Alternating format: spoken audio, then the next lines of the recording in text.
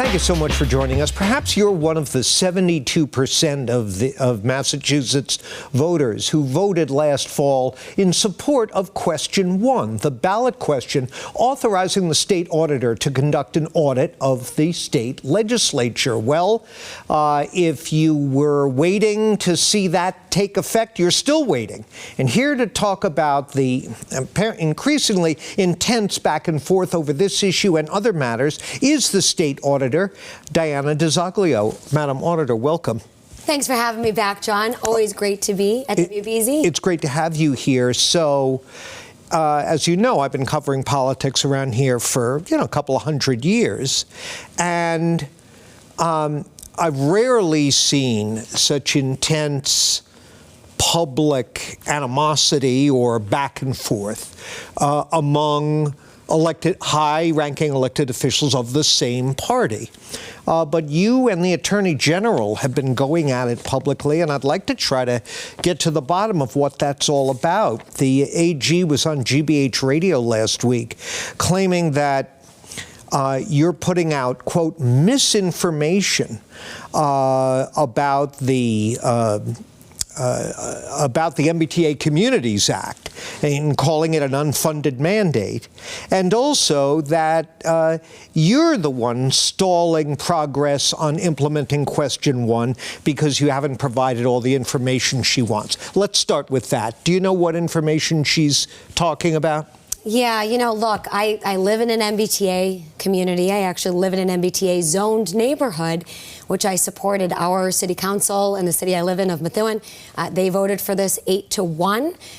We passed this. We implemented the MBTA Communities Act. I also voted for this issue as a state legislator myself when this issue came up for a vote. The language, unfortunately, though, as folks are coming to realize, it wasn't properly vetted through the legal vetting process as it should have been. And there were some challenges with the language, and some of the funding mechanisms need some work. Namely, there was a grant program that was set up to fund things like technical assistance for planning and design and things of that nature for these communities who are seeking funds to be able to implement these zoning priorities. Just so people understand, yeah. I'm sorry to interrupt you, totally. But this is part of your office is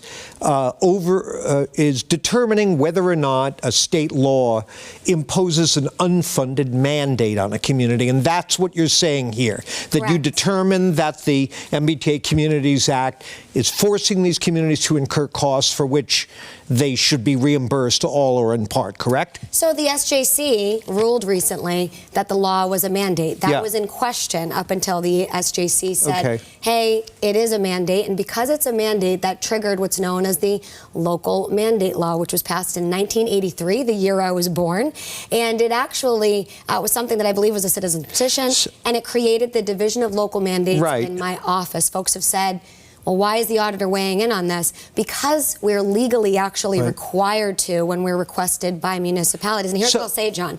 I actually put out a memo to the Attorney General and to the Governor giving the path forward to this and giving them the solution to this issue, essentially. We had this issue with funding on early voting as well when we passed the Votes Act. We said communities can have early voting, but it wasn't funded correctly by the legislature during that time period. So what we did is we said, hey, this wasn't funded correctly. Here's the appropriate way to fund it.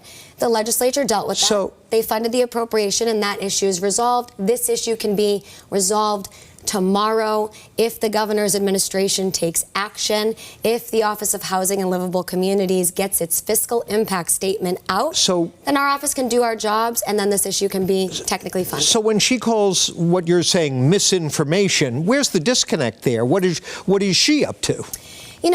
I'm not really quite sure why the Attorney General or the Governor are, Is this a toxic relationship? I would not say so, no. I mean, look, we work together on a host of other issues. I think that, this issue is something that's very important to all of us. And I think, to be honest, it seems as though this issue is being weaponized against my office because we're pushing the AG and the governor on the legislative audit. So instead of simply taking, John, our recommendations to just fix the issue. Very simple to do. Instead, what's happening is this issue is being weaponized. It's more fodder. Our office is being blamed for something that's actually the responsibility of this administration. The administration has the responsibility to fund this. It's well within their authority to do so.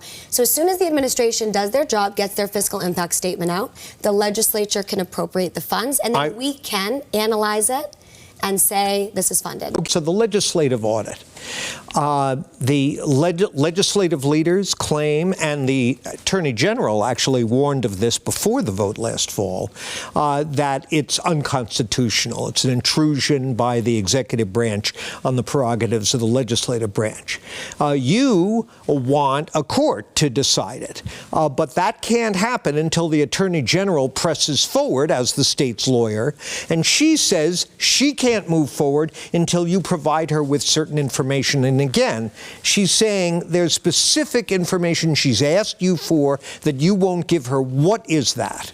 That's just simply untrue, John. We've actually given the Attorney General everything we possibly can. Do you know what she's talking about? To answer her questions. She's simply asking us over and over again about the scope of our audit. We repeat the same answers back to her that we've repeated to her because those are our answers. What's happening is the Attorney General is essentially saying that because I haven't done enough of a good enough of a job convincing her to take this case on behalf of the 72% of Massachusetts voters who approved this issue, who approved this ballot measure to audit the state legislature, which is now the law, that because she's not convinced by me and my office that she's unwilling to take this issue up on behalf of voters. This is not the responsibility of the auditor's office to convince the Attorney General to do her job. The Attorney General is the chief law enforcement officer of the Commonwealth of Massachusetts, and if the law is being violated, it is her duty to enforce the law. We have been practically begging the AG's office to help us. I'm not an attorney. Right. I have asked for her assistance. And what we've been just repeatedly hearing is essentially more stall tactics, giving the legislature more time. Okay. Well, the scope of the audit and, quite frankly, your motives are at the heart of the opposition to the audit. Let's take a look at a comment that House Speaker Ron Mariano made when he was sitting where you're sitting last week. Sure. And then I'd like you to respond to it. Okay, let's take a listen. The issue that we have is that we don't want a political audit. We want a financial audit. And she's turned this into a political audit for some issues that she's been railing against since she first got into the House. So we know it's political. True or false? Absolutely false. And, John, when we were campaigning for this issue, that was the time for politics. We campaigned for this issue. I actually campaigned on this issue when I ran for state auditor, and was elected back in 2022 when the voters decided that I was the state auditor. And I had made this audit of the legislature central to my campaign platform. So the voters decided they wanted an audit of the legislature then after that campaign, which was political in nature. Subsequently, when we were blocked access to being able to audit the legislature by the Attorney General, actually, who defended them at the time, I started a ballot initiative on my own. That was political in nature. It was a campaign. It was a ballot campaign. We went out and we campaigned. Now that this is passed into law, however, by a 72% margin of voters, it is no longer up for discussion. But it is the law. But your critic... And the Speaker is violating the law. And no one is enforcing the law. That's problematic. But, Madam Auditor, your critics say that what you just said isn't true, that the campaign isn't over, that whatever else you're doing, you also have your eye on some other office. And this is about heightening your own political stature. Is that true? They can say whatever they want to. I think that personal insults really aren't going to persuade a judge who's going to be more interested in the law and what the law says. Politics are politics. And of course, people are going to throw whatever they can to see if it politically sticks because they're going to try to, wiggle their way out of following a very clear mandate to demonstrate fiscal responsibility by showing the general public those financial documents and state contracts, which is, John, all that we've actually requested right now. We've only requested contracts and financial information, and that's what they're saying is unconstitutional. You know, the Constitution is there to protect the people, not the politicians.